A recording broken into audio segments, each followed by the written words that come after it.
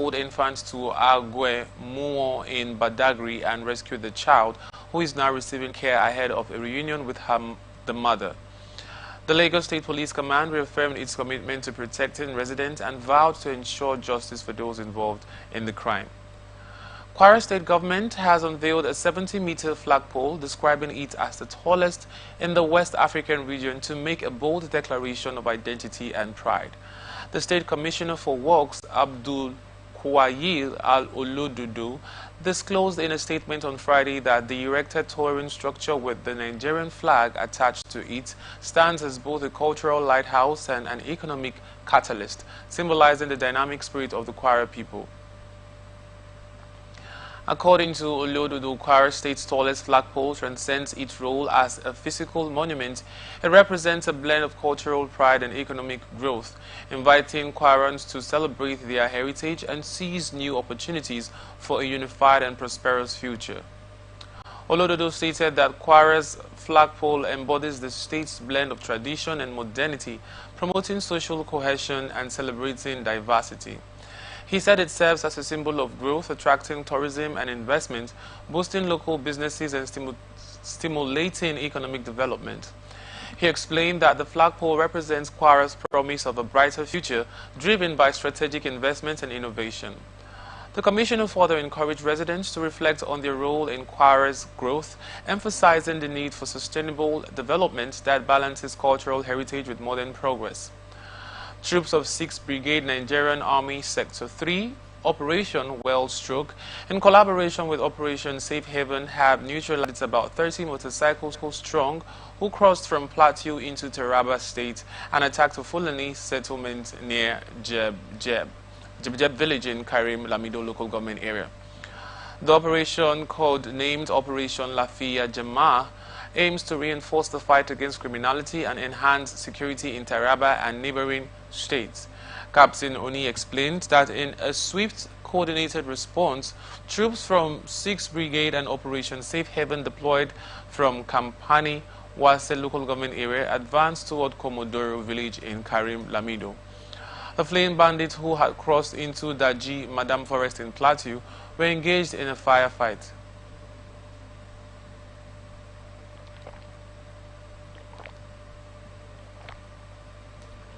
Captain Oni further revealed that 2 bandits were neutralized and around 1,000 cattle were recovered. The livestock were moved to safety in the Jeb community. Plans are on the way to identify rightful owners before returning the cattle. Brigadier General Kingsley Chidebere Uwa, Commander 6th Brigade, commended the swift action and collaboration, reaffirming the brigade's commitment to sustain pressure on criminal elements and lasting peace in the region. Borno State House of Assembly has said it will criminalize the diversion and reselling of malnourished children's food following the disturbing alarm raised by the United Nations Children Fund. The House pledged on Friday when UNICEF visited the Committee on Health to discuss will enjoy access to food to good nourished children, while describing it as the right step in the right direction. At least 10 people have been killed and several cows rustled in renewed violence in Riyom local government area of Plateau State. The recent escalation of violence in Riyom stems from farm destruction, cattle rustling, and attacks on livestock carried out by individuals from both Fulani and Beram communities. According to a statement from Operation Safe Haven, the recent insecurity in the cancelled area began on Monday, May 12, 2025, when suspected youths slaughtered and rustled cattle that had encroached on their farms in the Yan village, Riyom local government area. In retaliation, suspected Fulani herders attacked Danchindo village on the evening of May 13, killing 4 people before fleeing ahead of security operatives' arrival. On May 14, 26 cows were killed and several others injured in the Dawat community, allegedly in reprisal for the earlier killings of locals. Later that day, suspected Fulani militias retaliated by attacking an isolated settlement near the Werenkam community, killing 6 locals. Upon receiving reports of rising tensions in Riyom, Officers of the Joint Security Task Force engaged community representatives to broker peace and warned against actions that could further destabilize the fragile situation. In response to allegations of cattle rustling and slaughtering, one suspect has been arrested and is currently under investigation, while 130 cows have been recovered and returned to their owners. Troops of Operation Safe Haven have neutralized 2 suspected bandits in Plateau. Major Samson Zacom, the media officer OPSH, disclosed this in a statement on Friday in Jos. Zacom said that the suspects were neutralized following a tip-off on the activities of bandits in the community. He explained that the troops also recovered a firearm during the operations. The media officer, who called for the support of Plateau residents, said that OPSH is committed to riding out all criminal elements from the state.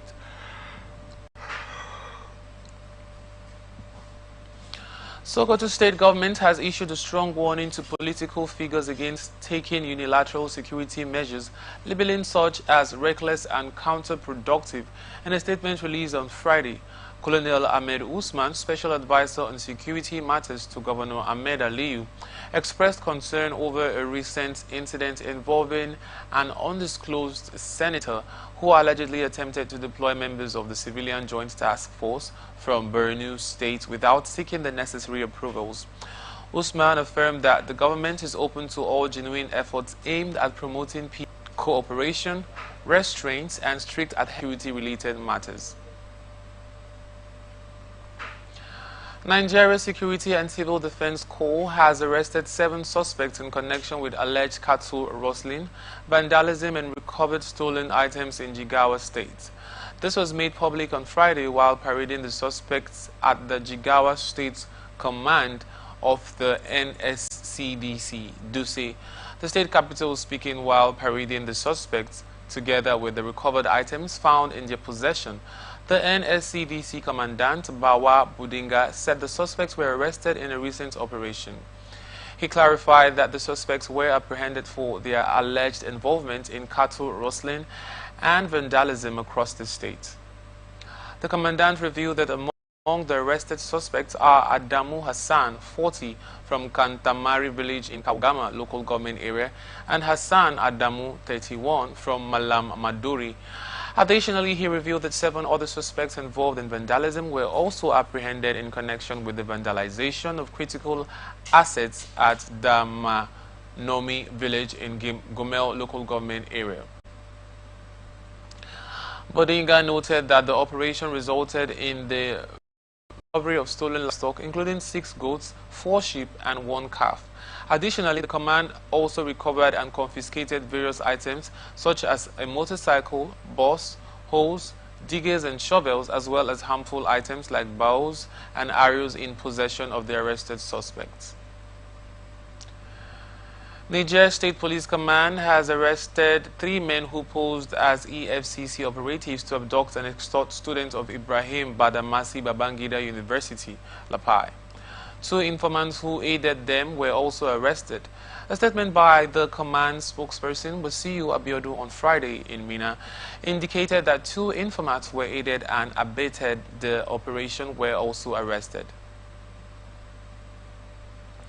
DSP Abiodun stated that the suspect invaded an off-campus students' lodge around 8 p.m. on May 13, abducted 2 students and fled into a Toyota Corolla. Officers from the Lapai Division tracked and intercepted Yeladi Aliyu, 28, and Abdul Jalid Tanko, 33, all from Abuja, confessed to the crime. They initially demanded 10 million naira from the victims, but later settled on 500,000 naira. DSP Abiodun further disclosed that the informants Mohammed Hassan and Hamisu Adamu of Agwan Ausa Lapai provided details about the students. He noted that Linus is a dismissed soldier with a previous criminal conviction. DSP Abiodun confirmed that the case is under investigation at the State Criminal Investigation Department and the suspects will be charged in courts after investigations are complete. You are watching the Global News on Atlantic Television Network. We will be back after this break.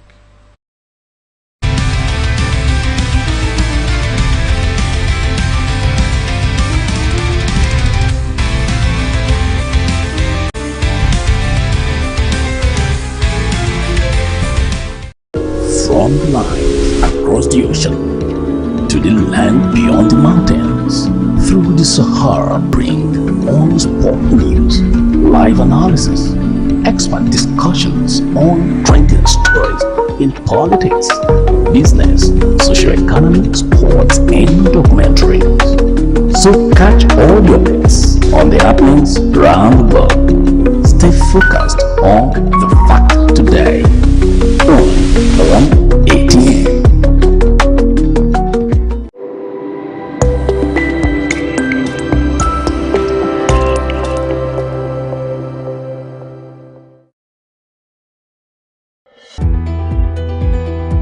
People into the country illegally. That is amazing. Honorable You human on the point of order. Honorable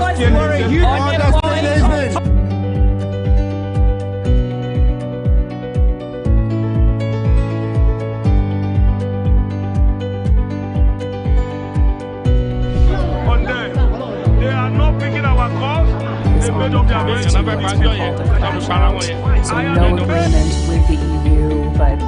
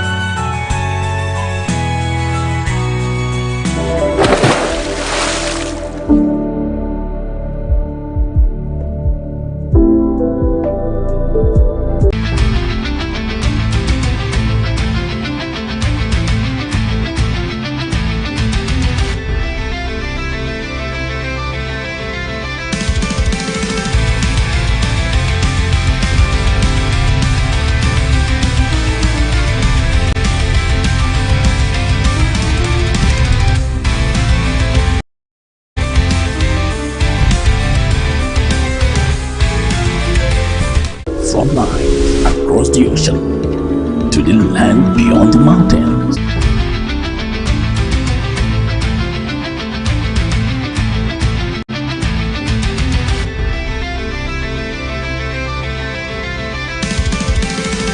Welcome back. This is the Global News on Atlantic Television Network, and now to the rest of our stories. President Bola Tinubu has asked the Nigerian Armed Forces to intensify efforts to tackle the country's multifaceted security challenges. According to him, the stability of Nigeria's democracy, regional peace, and economic growth is closely tied to national security. Tinubu reiterated his administration's commitment to investing in the modernization of the military. Represented by Vice President Kashim Shettima, the president made the call on Friday at the induction ceremony of two newly acquired Augusta 109 Tracker helicopters held as part of events marking the 61st anniversary of the Nigerian Air Force.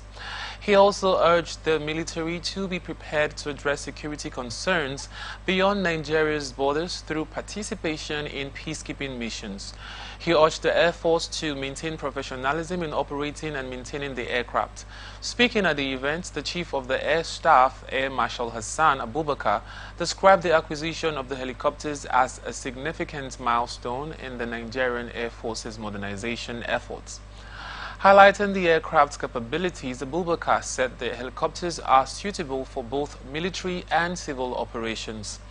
He also highlighted breakthroughs in local research and development, including retrofitting of rockets and innovations in aircraft maintenance aimed at promoting self-reliance in defense technology. Abubakar expressed appreciation to President Tinubu, the National Assembly, and defense stakeholders for their support, and reaffirmed the Air Force's loyalty and professionalism in safeguarding Nigeria's territorial integrity. Nigerian Senate has called on the federal government and relevant security agencies to secure the release of a Kogi monarch, Oba James Ogunyade, who was abducted in his palace by criminal elements in the early hours of Thursday.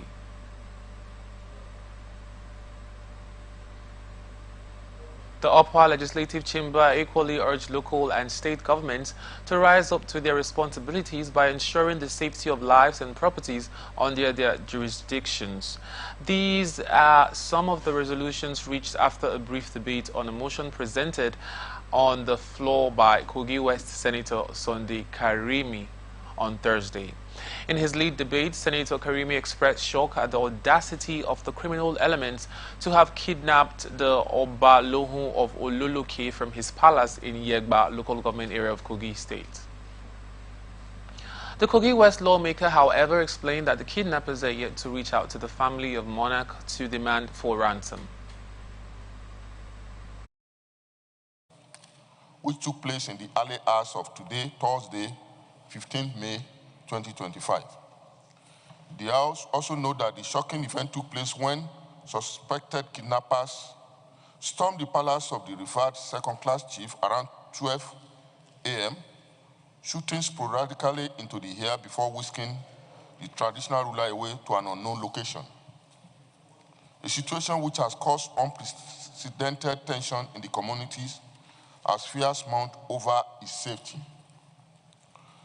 We further note that Okoloke, which is a border town to Kwara State, is a very peaceful settlement that harbors both Hausas and Fulani settlers, and they have been living together in harmony until recently that criminal elements filter into the community to perpetuate this act. Aware that the security agencies are yet to release an official statement on the incident, however, local vigilante groups and concerned residents have begun combing the area in search of clues that will facilitate the release of the monarch. Concerned that this is yet another incident of kidnapping in the country with unclear motive, as no demand for ransom has been made yet.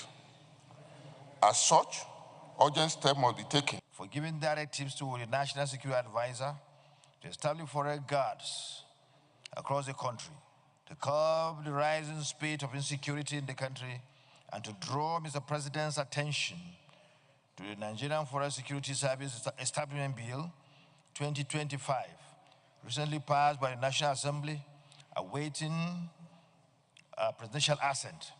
This bill can be brought back to accommodate the President's line of thought regarding the setting up of the proposed forest guard. Those in favor of this prayer say aye. Those against say nay. The ayes have it. Additional prayer.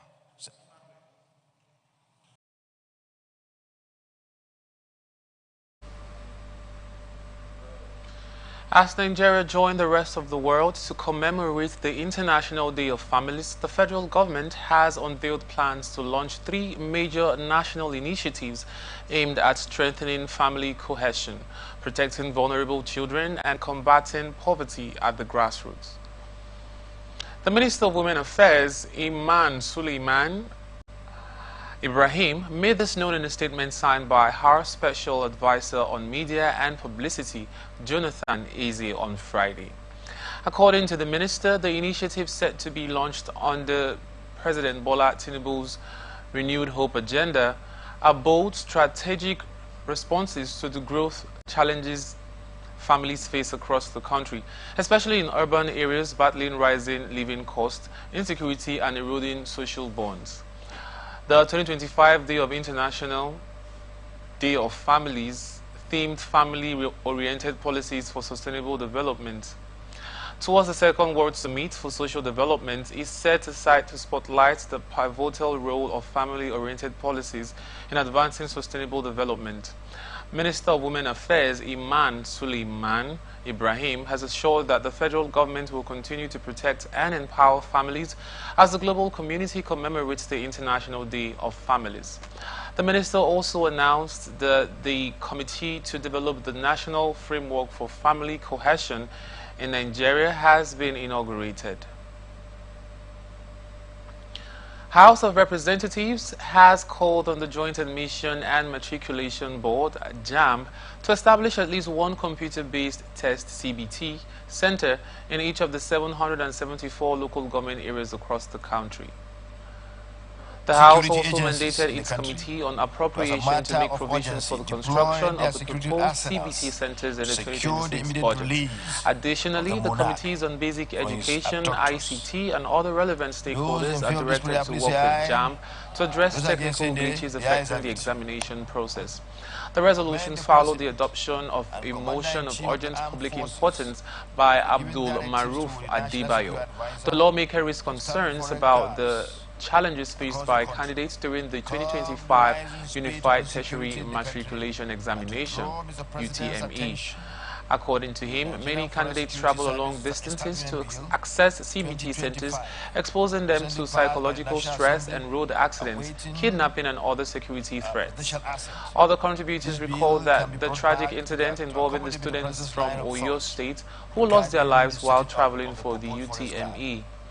They call for a thorough probe into the poor performance of the last UTME, especially after JAMB admitted glitches in the examination.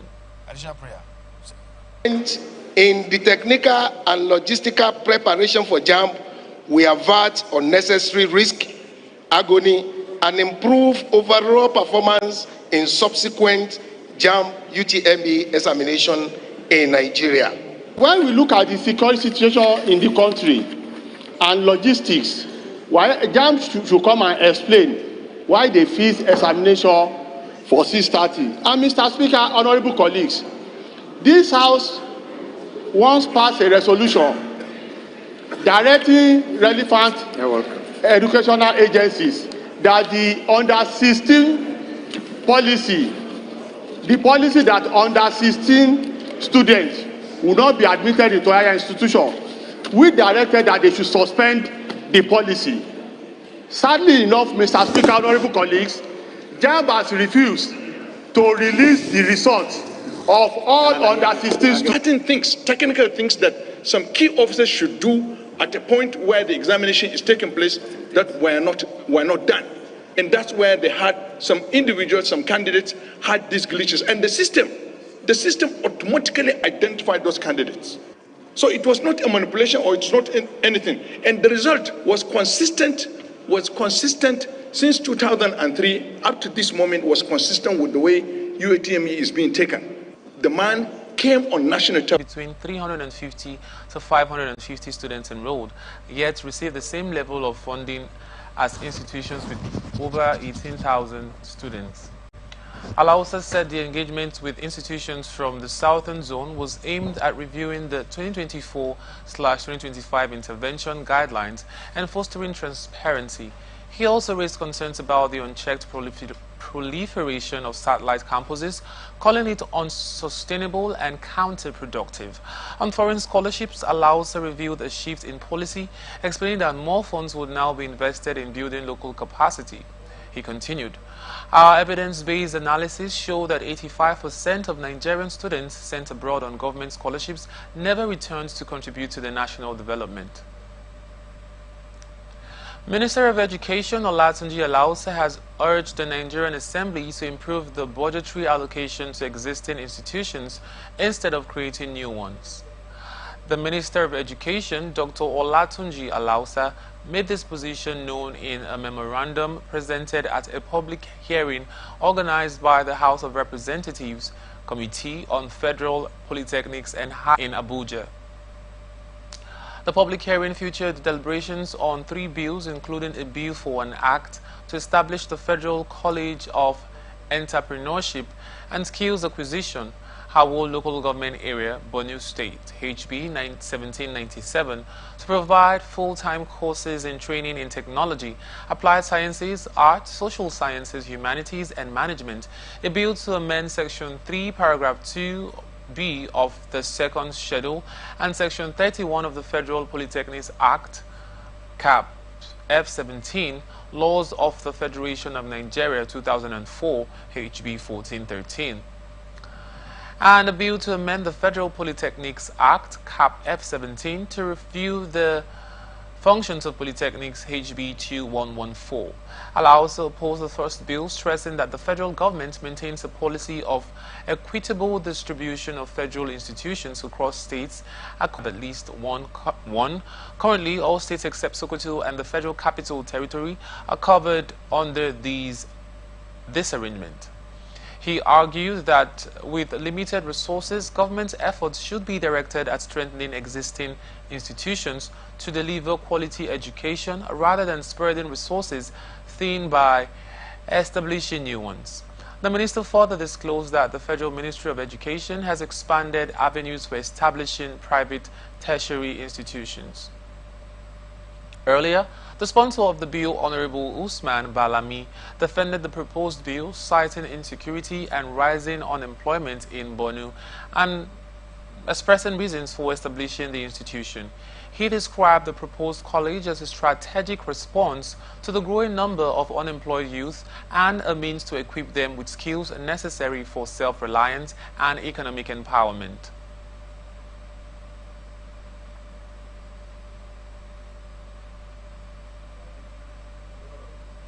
Defense headquarters debunked a viral video circulating on social media, falsely claimed to be footage from the recent terrorist attack on troops in Marte, Borno State. The video, the DHA said, is unrelated to the May 12 incident, adding that the incident captured in the video occurred in December 2020. According to a statement on Friday by the Director of Defense Media Operations, Major General Marcos Kanye, said an analysis of the video revealed that the terrain, visuals, and operational context of the video do not match the recent Marte encounter. He accused terrorist sympathizers and criminal elements of deliberately recycling the footage to mislead the public and undermine military morale. Kanye described the circulation of the outdated footage as a malicious attempt to spread fear, discredit the ongoing military operations, and erode public confidence in the armed forces. He vowed that the military would identify and bring to justice those behind such disinformation campaigns. He reassured Nigerians of its unwavering commitment to safeguarding the nation's sovereignty and making significant progress in the fight against terrorism. Kanye also urged Nigerians and citizens to disregard the fake video and depend only on official channels for credible updates on military operations. Former Vice President Atiku Abubakar has announced plans for a broad political alliance that would bring together the All Progressives Congress, the People's Democratic Party, and the Labour Party to challenge what he describes as the incompetent and inefficient administration of President Bola Tinubu. Atiku made the disclosure while speaking in Abuja to a delegation of stakeholders from Kogi East Senatorial Zone, led by former Kogi State Deputy Governor Simon Achuba. The discussion also centered on tackling insecurity in the region and promoting unity across the northern part of the country. Expressing grave concern over Nigeria's deepening security challenges, Atiku criticized the Tinubu government for lacking the political resolve to address the crisis. He recalled his time as vice president during the emergence of Boko Haram, noting that strong and decisive leadership under his administration had, at that time, helped suppress the insurgency. Atiku Abubakar also took aim to the government's inadequate policing strategy, proposing the recruitment of unemployed graduates into the police force to address the country's growing security manpower gap. He stressed the importance of a united political front to challenge the current administration. The National Hajj Commission of Nigeria has assured that Nigerian pilgrims performing the 2025 Hajj will be served high-quality, nutritious and culturally authentic meals, thanks to a strict monitoring system put in place for contracted catering facilities in Medina. Head of the Commission's Media Feeding Committee, Alhaji Abdullahi Kabir, gave this assurance during an inspection tour of the 7 catering outfits commissioned to feed over 17,000 Nigerian pilgrims who have already arrived at the Holy City. Speaking through a Friday statement released by the committee's public operation, Kabir explained that the inspection covered a wide range of quality control measures, beginning with the assessment of food ingredients to ensure they meet strict nutritional standards before preparation. Beyond that, NACON has mandated the exclusive use of natural ingredients, strictly banning artificial flavor enhancers and preservatives to preserve the nutritional value and authenticity of meals. According to him, the 7 inspected kitchens, African home restaurants, Amjad Al-Gra, Al-Andalus, Ma Wasim Kairat, Na'a Azad, Zoa Muktara, and Kabbalah Catering were evaluated based on sanitation, equipment functionality, and staff efficiency. National Human Rights Commission said Nigeria's human rights violation complaints increased to 261,483 in April 2025. The Executive Secretary of NHRC, Tony Ojukwu, disclosed this on Friday. He noted that killings and kidnappings were the most prevalent cases of human rights violations in April. Ojukwu lamented the surge in human rights abuse following the attacks in Plateau and Benue states in April. According to him, hundreds of Nigerians have lost their lives and others injured due to attacks across the country's Middle Belt region. He called on the federal government, states, and respective authorities to investigate and prosecute perpetrators of human rights cases in the Plateau, Benue, and other states. Similarly, NHRC stressed that human rights complaints increased by 20% on a month-on-month basis, with 35% prevalence in the Middle Belt region. According to the agency, Benue, Plateau, and Borno states have 60% of killings in Nigeria in April. The Commission completed 863 complaints and petitions of human rights violations in the period under review. And now to our business news. Ministry of Interior has announced the launch of a new online citizenship and business management platform. This is contained in a statement by the Ministry's Permanent Secretary, Magdalene Anjani, on Friday in Abuja.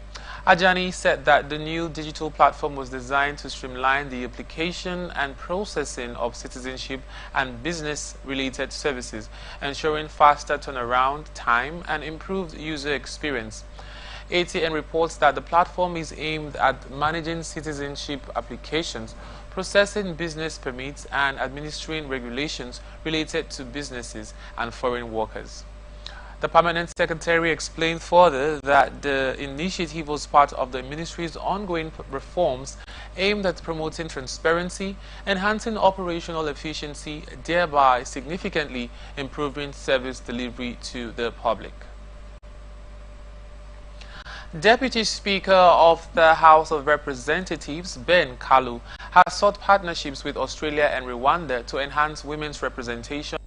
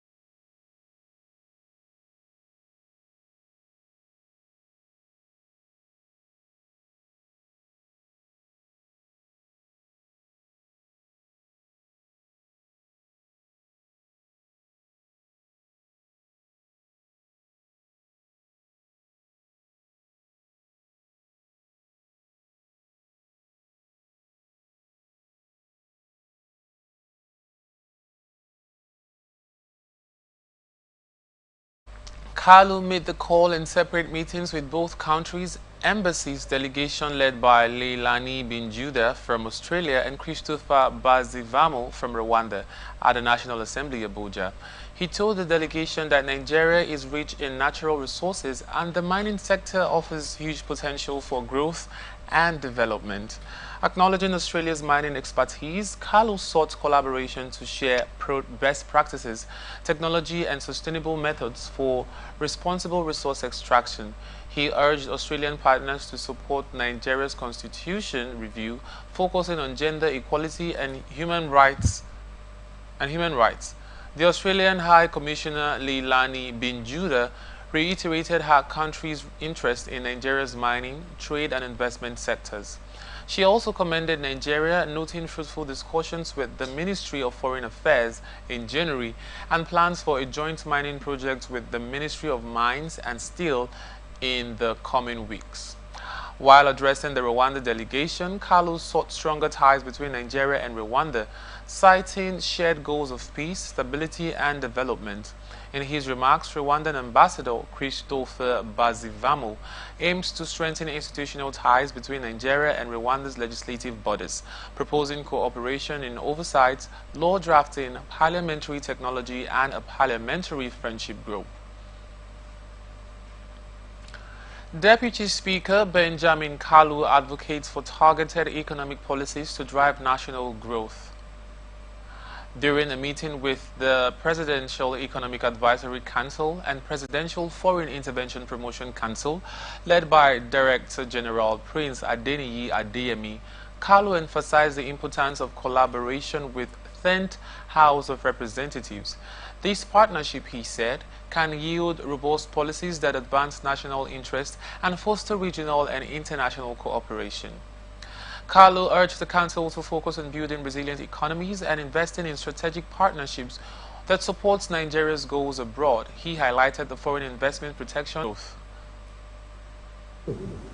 I'm confident, very confident, that we can chart a course that not only uplifts our economy, but also strengthens our role as a leader on the world stage, because Africa is a place for the global tomorrow.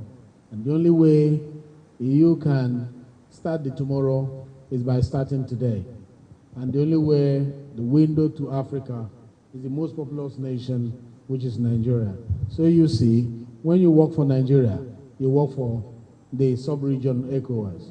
When you work for Nigeria, you work for the entire continent, Africa. And when you work for Africa, you work for the world. Thank you very much for your commitment to this critical work, including embezzlement and money laundering. Bongo, whose family ruled Gabon for 55 years, had been under house arrest in the capital Libreville since being overthrown in August 2023. His wife and son had also been in detention, accused of embezzling public funds. A statement on the Angolan presidency's Facebook page announcing the arrival of the Bongo family in Luanda was accompanied by photographs showing the former leader being welcomed to an airport. The release of the family followed talks between Angola President João Lourenço and Gabon's new leader Brice Clotaire Oligui Nguema, the statement said, without giving details. Oligui, a former junta leader, seized power in the oil-rich country in the August 2023 coup that ended the 55-year rule of the Bongo dynasty.